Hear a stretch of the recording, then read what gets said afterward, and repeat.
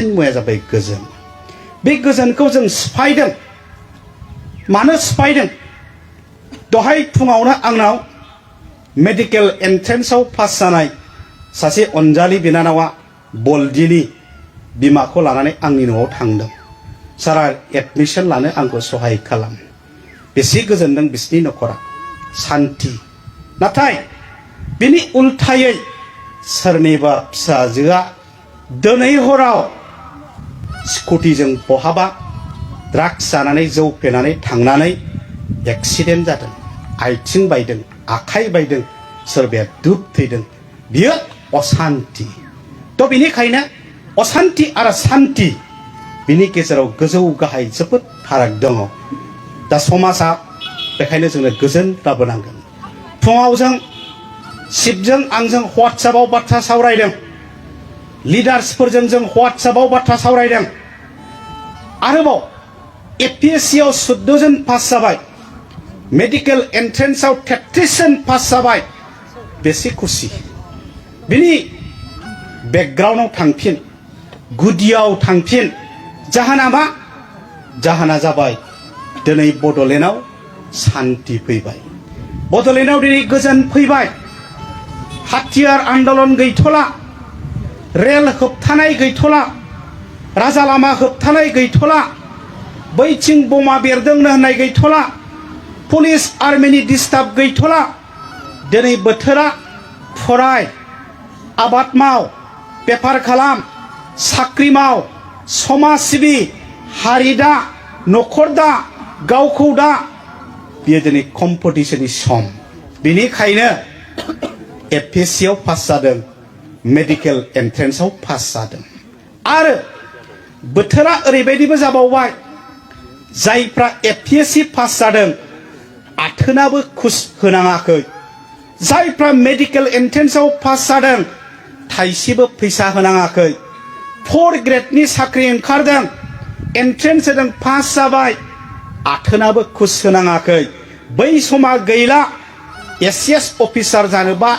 लाख लाख थाखा नांगौमोन medical एन्ट्रेन्सआव pass जानोबा लिडारफोरजों चेनेल नांगौमोन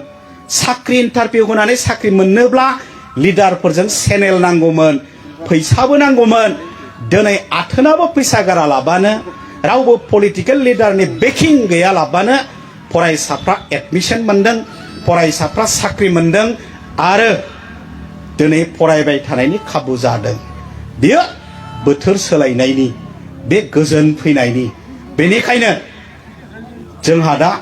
मोजां खाबुफोरा फैगासिनो दङ गोबां मानसिफ्रा ससियेल मिडियाखौ गाज्रि गाज्रियाव बाहायदों प्रमद बर'खौ बायदि बायदि बुंदों एबसुनि आफादगिरि दिपेन बर'खौ बायदि बायदि बुंदों बर' थुनलाइ आफादनि आफादगिरिखौ बायदि बायदि बुंदों सोरबा लिडारखौ बायदिसिना बाथ्रा बुंदों जायफ्रा कनस्ट्राक्टिभ नङा दाजाबथायारि नङा जायफ्रा डेस्ट्राक्टिभ फोजोबस्रांग्रा बेबायदि बाथ्रा सावरायदों दिनै जोङो बुजिनायनि सम आरो हागौबा मिथिगौबा रोंगौबा बिथांमोननि नेगेटिभ बाथ्रा डेस्ट्राक्टिभ बाथ्राफोरनि हेंथायै कनस्ट्राक्टिभ बाथ्रा बुंफिननायनि दिनै सम जादों मानो जों जेब्ला अपेन फोथाराव बाथ्रा बुंगोन बै नेगेटिभ खोथा बुंग्राफोरनि बाथ्राया नङा होननानै फोरमान जागोन जायफ्रा सिरि थागोन आरो माखासेफ्रा पेकेर पेकेर बुंबाय थागोन बिसिनियानो नंगौदां होननानै फोरमान जागोन नाथाय जों दिनै बुंगोन जायफ्रा डेस्ट्राक्टिभ बाथ्रा सावरायदों जायफ्रा नेगेटिभ बाथ्रा सावरायदों बिथांमोना 100% कारेक्ट नङा गोरोन्थि दङ बेखौ नोंथांमोना बुजिनानै ला गोबां गोदान गोदान आफाद जोनोम जादों सोरजोंबा होखार हरजानानै रायजो बिनायनि बाथ्रा बुंदों जों राजा लामा होबथाबा बिसोर बहा थाङामोन जों रेल लामा होबथाबा बिसोर बहा दंमोन जों दिल्लीयाव आन्दलन खालामबा बिसोर बहा दंमोन जों गामसा गाननानै जाथि दानायनि लं मार्च खालामबा बिसोर बहा थाखुमायामोन दिनै हारि सिबिसुला होननानै गावखौ सिनायथि होनो नागिरदों बेनिखायनो नोंथांखौ जों सिनायखायो नों राम जानो हागौ नों लक्ष्मण जानो हागौ नों जदु मधु जानो हागौ जोंहा दासान जों नोंथांखौ सिनाया होननानै जों सिनायगौ सोर लेखा गोरोंफोर बिसोरलाय बेनिखायनो बेखौ बारा बुरजा रायलायनो दरखार गैया राइटआ बहा थारा बहा बर' हारियाव मोननै आफाद दङ बे आफादा दिनै दिपेन बर' गाबोन गोदान दिपेन फैगोन सिगाङाव प्रमदमोन दिनै दिपेन फैबाय मोनसे समाव बड'फामोन दिनै गोदान फैबाय मोनसे समाव थुलुंगानि थान्दै महेश मुसाहारिमोन दिनै गोदान जोलैफोर फैबाय दिनैनि गोदान जोलैयाबो रिटियार जागोन गाबोन गोदान जोलै फैगोन जोलै टु जोलै बे आफादा हारिनि थांखि नोजोरखौ जौगानाय फारसे थांबाय थानांगौ नोजोर होनानै हाबा मावलांगोन बे मोननै आफादा जाबाय एबसु एन्ड बर' थुनलाइ आफाद बाखि मोननैया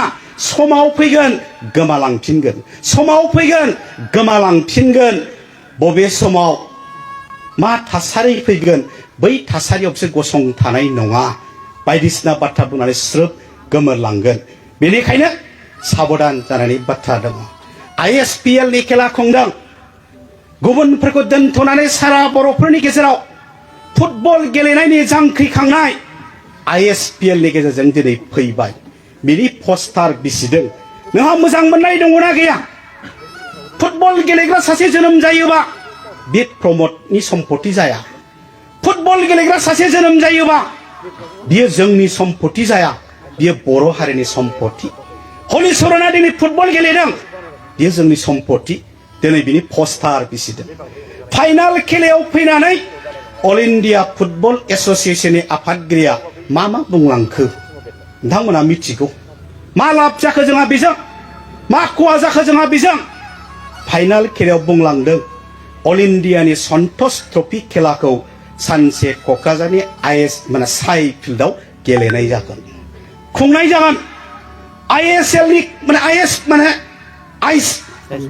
ISPL नि खेलाखौबो अल इन्डिया फुटबल खेला जाबाय ISL खेलाखौबो बड'लेण्डआवनो खुंनाय जागोन दिनै फोसावलांदों फैगौ बोसोराव BTR निफ्राय मोजां फुटबल प्लेयारखौ बासिनानै इन्टारनेशनेल आर्जेन्टिनायाव कचिं लानो दैथायहरगोन होननानै फोसावलांबाय लाबना लस मानो पस्टार बिसिदों जाथियाव बिनिखायनो 3% फोजोबस्रांग्रा थागोन समाजा बिनि थाखाय सांग्रां जानांगोन दुलाराय बर' फरायसाफोरा बिसोरखौ नोजोर हो सिनाय सोर बिसोरो सोर खहा खालामनो नागिरदों इयुन जोलैफ्रा दिनै UPSC कचिंनि थाखाय सोर कचिं लानो दिल्लीयाव हरफेरदों लाख थाखा गारनानै दिल्लीयाव UPSC कचिं लानानै अफिसार जानांगौ बहा हागोन दिनै दिल्लीयाव BTR गभर्नमेन्टआ फ्रि अफ कस्ट 50 जन फाथायहरबाय सानायख' IS कचिं सेन्टाराव मानो नेगेटिभ नागिरदों पजिटिभखौबो नागिर जों सेलुट होयो जायफ्रा 87 निफ्राय आन्दोलन खालामनानै जिउ बावनानै साख्रि गारनानै साख्रि नागिरनो दोननानै फरायनो दोननानै BSc सुक्ति खालामबाय फिन BSc नि उनाव आरो आन्दोलन BTC खालामबाय BTC उनाव फिन आन्दोलन BTR खालामबाय साफ्रोमबोनि सेक्रिफाइसआ साफ्रोमबोनि कन्ट्रिबिउसना बेसेन दङ रावबो रावखौबो जों नेग्लेक्ट खालामनो नाङा जों BSc खौ केस होदों नामा जों BTC सुक्तिखौ केस होदों नामा BTR सुक्तिखौ मानो केस होदों आगानसे थांगोन आगाननै थांगोन आगानथाम थांगोन आगानब्रैयाव जों देरहासार जागोन जोंथ' केस होआखै मानो केस होदों गोरोंबा मानो थुनलाइ आफादनिफ्राय होखारजायो गोरोङा माबोरै होखारजायो लासिंसिं नङा फै रायलायनो अपेन फोथाराव मा मावनो नागिरबाय थादों जों मा खालामनो नागिरबाय थादों जोंथ' बुंदों हारिनि सार्थआव थुदो राजा लामायाव थांफिनदिनि फनिन बर'मोना 100% रेडि दाबो जोंनि राजनितिका हारि दानायनि मानोना जोंनि बिनि थागिबिफोरखौ जों बोनथुमनानै लागोन थागिबि गुबुन जों हारिनि एजेन्डाखौ खुनु दिन गाराखै आरो बे महेश मुसाहारि मोनानो जोंखौ थुलुंगा होबाय थादों दिनैहाय ओंखायनो बुजिनायनि सम राजनितिकाबो कनस्ट्राक्टिभ थायो राजनितिकाबो पजिटिभ थायो राजनितिका destructiveनिल' नङा हेंथा हेंथिनिल' नङा मोजांबा बियो मोजाङानो जायो मोजां खालामलायनो बयबो फैनांगोन दा बेनिखायनो गोबां बुंला सान्दुं गोसा दाउट सन्देह खालि नेगेटिभ खालि destructive मानसिफ्रा खालि मोजां नागिरा गाज्रिखौ बहा मोनगोन बेखौ संदानबाय थादों ससियेल मिडियायाव नों मोजां बाथ्रा बुंनो रोंबा येस उमुकनिया थिग दं जेला नों गाज्रि बाथ्रा लिरबाय ओइ साला ओरैबायदि लिरदों नोंनि आखुआनो नोंनि सिनायथि जानो ओंखारबो जोंबो गनायगोन जोंखौ मदद खालामाखै जानो हागौ किन्तु नोंथांनि बुंनाया नोंथांनि लिरनाया नोंथांनि बुंनाया थिगबा येस नोंथांनिया थिग होननानै जोंबो बुंगोन ना थ' बेनिखायनो गोबां बाथ्रा मिथिनांगौ दङ गोबां बाथ्रा बुजिनांगौ दङ आन्दो आन्दो बाहेरा थानानै बाथ्राफोर सावरायबाय थायोबा बियो जाफुंनाय नङा मिडिया सिडिया जेबो बेखौ काट खालाम आं खावलायनो नागिरदों जे जोङो टार्म मोननै 10 बोसोर जारिमिनारि क'क्राझार लकसभा समस्तिखौ जों नस्थ' खालामबाय 10 बोसोर जों सिङाव आन्दोआव अलरेडि सावरायदों जोंनि बारग' बिबानगिरिफ्रा फैगौ 2024 आव